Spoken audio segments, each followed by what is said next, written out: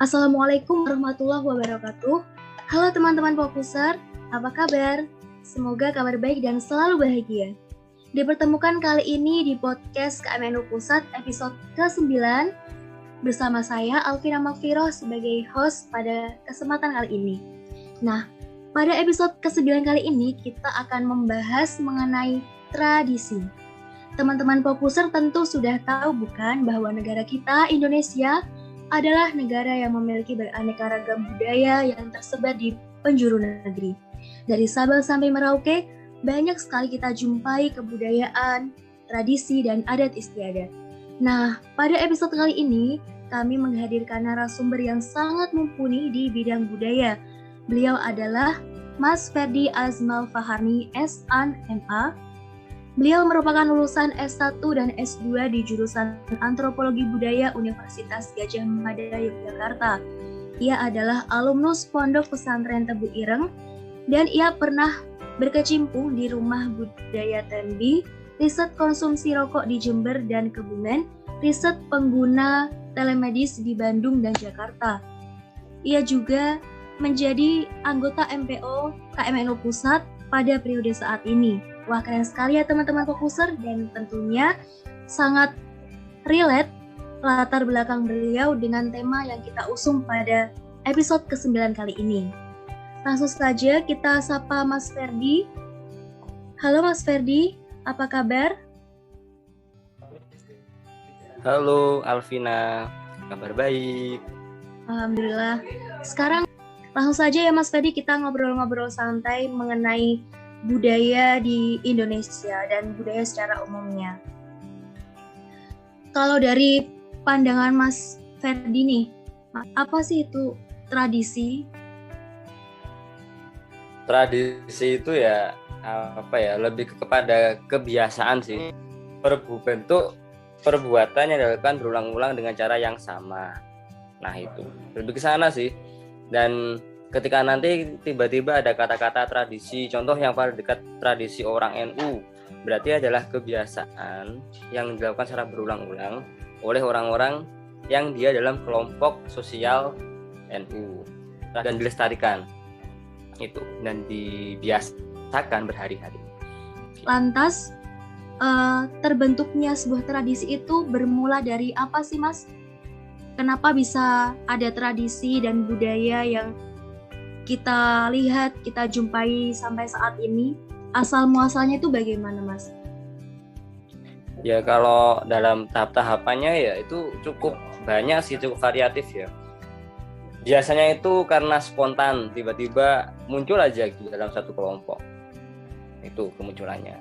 Kemudian mesti dalam setiap agenda itu ada sebab akibat ya, Contoh mungkin karena ada apa, pengennya apa. Contoh kalau kita lihat tradisi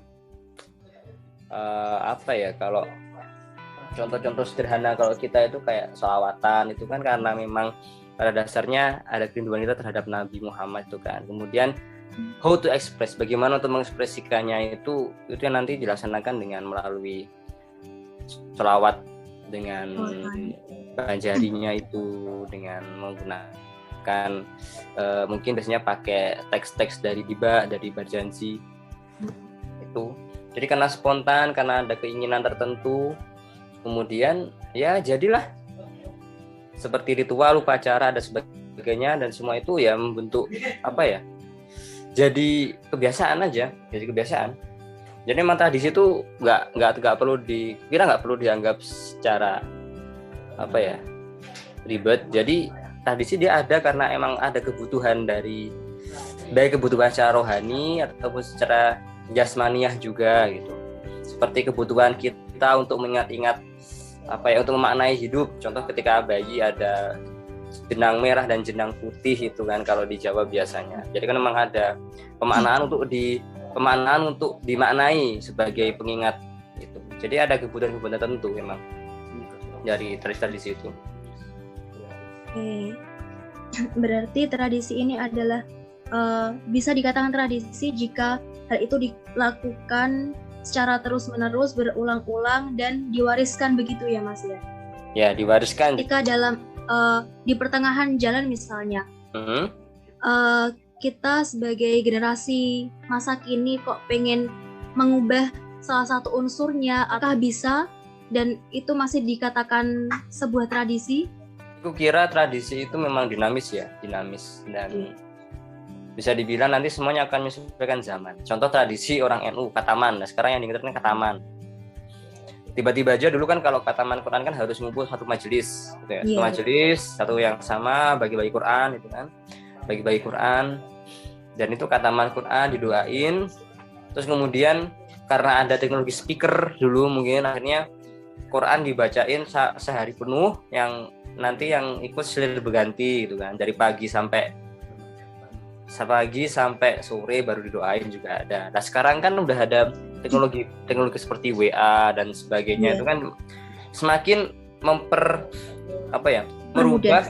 model. Jadi kayak kita yang dulunya harus datang ke masjid, sekarang di rumah pun tiba-tiba janjian nanti jam segini doa apa bisa. Itu kan tetap dalam rangka kataman Quran, hotmail Quran gitu kan. Dalam hotmail Quran. Memang dengan cara yang berbeda. Misalkan tidak mengubah secara total atau mengubah esensinya gitu ya Mas ya? Ya, esensi. Ferdi ini kan sudah lama ya berkecimpung di Nahdlatul Ulama, di organisasi-organisasi NU. Bicara tentang NU nih Mas, kalau dalam perspektif NU, bagaimana sih NU memandang tradisi itu? Apakah di sini ada hukum-hukum tertentu yang menyebabkan tradisi itu tidak boleh dilakukan atau seperti apa Mas?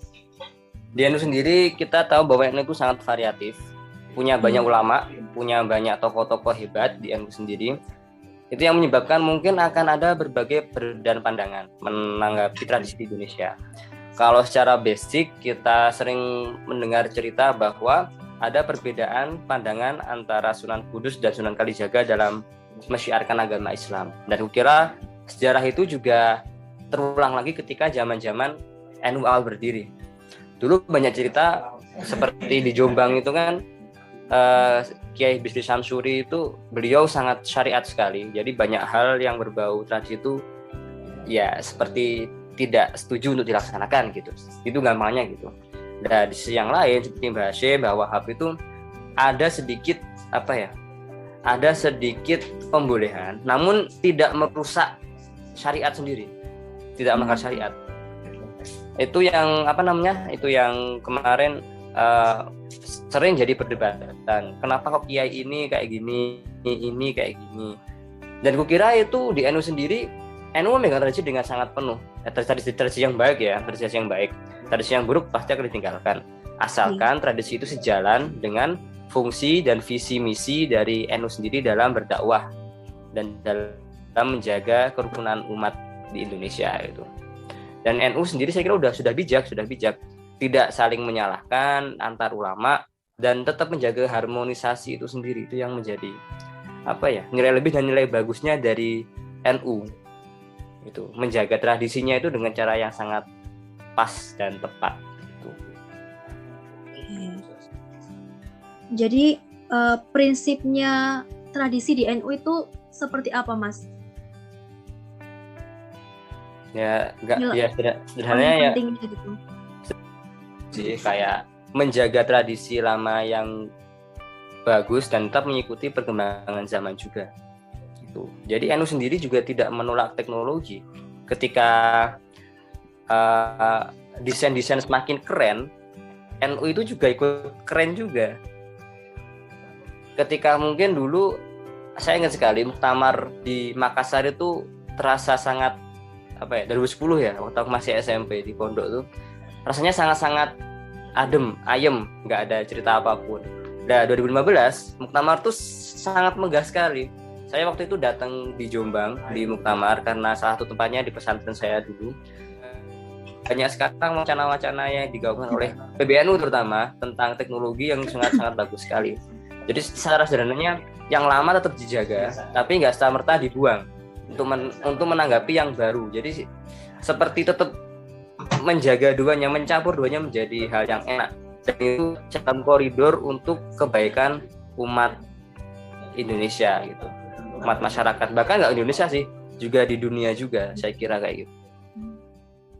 Berarti NU sendiri sangat menjunjung tinggi budaya, karena kita banyak sekali kegiatan-kegiatan yang dilestarikan dari zaman dahulu, misalnya sholawatan, tahlilan, dan sebagainya, kenduri, selamatan, seperti itu.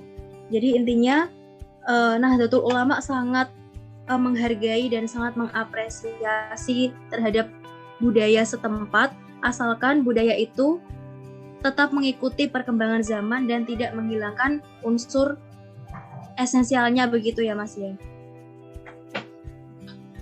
Karena kita harus sadar ya kan, kita kan hidup di dunia ini kan nggak cuma di Indonesia toh. Iya. Banyak pengetahuan baru dari Jepang, dari Cina, dari Korea, dari Eropa, dari Amerika datang silih berganti, membawa teknologi baru, membawa perkembangan zaman kita ke arah yang kadang kita mikir arah kita nggak jelas, ini mau kemana sih ini? Dulu 2G, tiba-tiba 3G, tiba-tiba 4G, tiba-tiba 5G itu kan, semakin cepat perkembangan hadir tuh, itu yang jadi tantangan NU sebenarnya kan. Ya itulah yang NU sekarang tuh, bahkan di setiap Munas Alim Ulama pun ini juga ada beberapa kajian mengenai teknologi juga, seperti uang kripto dan sebagainya. Itu kira memang salah satu yang keren dari NU tuh itunya. Jadi bagaimana menjaga apa yang ada, dan ini tetap akan ditantang dengan kebaruan yang akan datang, karena kebaruan ini nggak bisa kita bendung dan akan masuk dalam sendi-sendi kehidupan kita. Nah itu. Lalu esensial tradisi bagi Nahdlatul Ulama sendiri itu seperti apa sih Mas? Kalau di NU sendiri, karena memang di sana ada paham bahwa di mana bumi dipijak, di situ langit dijunjung. Nah itu kan. Iya. Bukan hal yang sangat sederhana sekali, dan itu kukira sangat penting untuk dilaksanakan gitu kan. Cara mungkin kalau Mbak Alvina dari mana? Dari Kudus ya, dari Kudus. Nah, Kudus kan juga cukup unik. Banyak cerita Kudus nggak boleh makan sapi nggak boleh ya, hanya bidang kebun dan sebagainya. Nah itu kan style dari Kudus sendiri, itu dijaga. Itu hasil warisan dari Sunan Kudus waktu sangat lama sekali gitu kan. Dan kalau kita kesana tiba-tiba makan sapi, buka warung sapi kan jadi tidak sopan dengan warga kan, digebukin warga nanti kan. Jadi mah repot. Jadi itulah NU. Jadi NU tuh muncul karena dia menghormati apa yang ada di tempat di mana dia berdakwah, tempat di mana dia mencoba untuk menjaga umatnya di sana. Itu yang pertama. Karena orang-orang tuh dia hadir dan lahir dalam kondisi yang unik. Seperti saya dari pegunungan Kapur di Blitar dengan cara yang berbeda. Bahkan saya pun dari orang-orang Blitar yang di daratan di dekat Sungai Berantas itu juga udah berbeda lagi. Sistemnya hidupnya juga berbeda lagi, cara hidupnya berbeda juga. Jadi di sanalah yang penting. Yang kedua karena memang kalau kita ikut tradisi itu kita lebih enjoy, lebih fresh. Kita lebih kita lebih sangat-sangat menyenangkan lah hidupnya. Contoh gini, ketika kita tahlilan atau mungkin Mbak Alvin ikut di Baiyah itu kan sama tetangga RT atau RW, itu kan bisa menghilangkan stres tuh kan, di tahlilan. Setelah itu ngobrol, ada sosialisasi, ngobrol masalah-masalah kehidupan sama warga. Kalau saya tradisi bisa menghilangkan hal yang membuat kita penat, hal yang bisa membuat kita stres dan sebagainya. Jadi teman-teman fokuser jangan sampai takut terhadap terhadap tradisi lokal yang berkembang di desa kita, karena kita tumbuh di masyarakat, kita harus bisa beradaptasi dan menyesuaikan diri dengan apa yang ada di masyarakat. Yang baik kita ambil, yang jelek kita tinggalkan. Ferdi, ada pesan-pesan khusus gitu untuk teman-teman semua? Ini udah ini? Udah mau selesai? Iya. Waduh.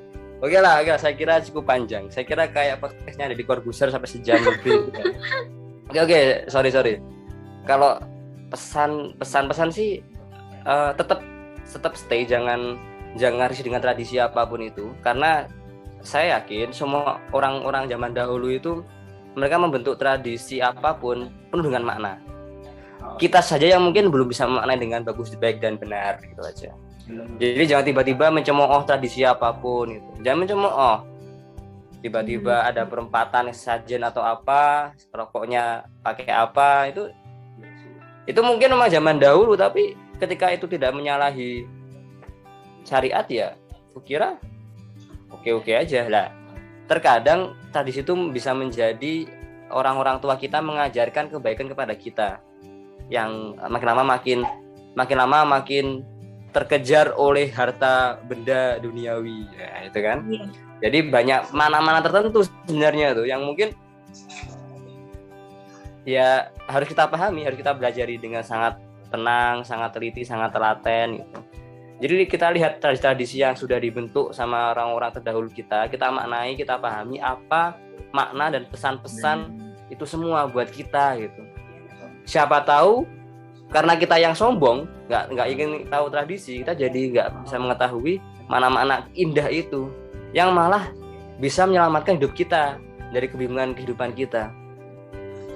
Tradisi itu selain membuat kita tenang, ayam antem, antini, juga bisa membuat kita semakin visioner, kukira. Visioner. Karena orang yang tahu masa depan, dialah orang yang sudah pernah belajar pada masa lalu. Karena kalau dalam ilmu pengetahuan di antropologi itu hidup itu berpola. Itu aja sih. Jadi orang yang bisa melihat masa depan adalah orang yang bisa belajar dari pengalaman masa lalu. Nah, keren sekali bukan teman-teman Fokuser? Quotes of the day. Nah, quotes of the day dari Mas Ferdi Azmal Faharni. Oke, keren sekali. Diskusi kita hanya sampai di sini dulu ya Mas Ferdi karena durasinya yang terbatas. Saya ucapkan terima kasih kepada Mas Ferdi.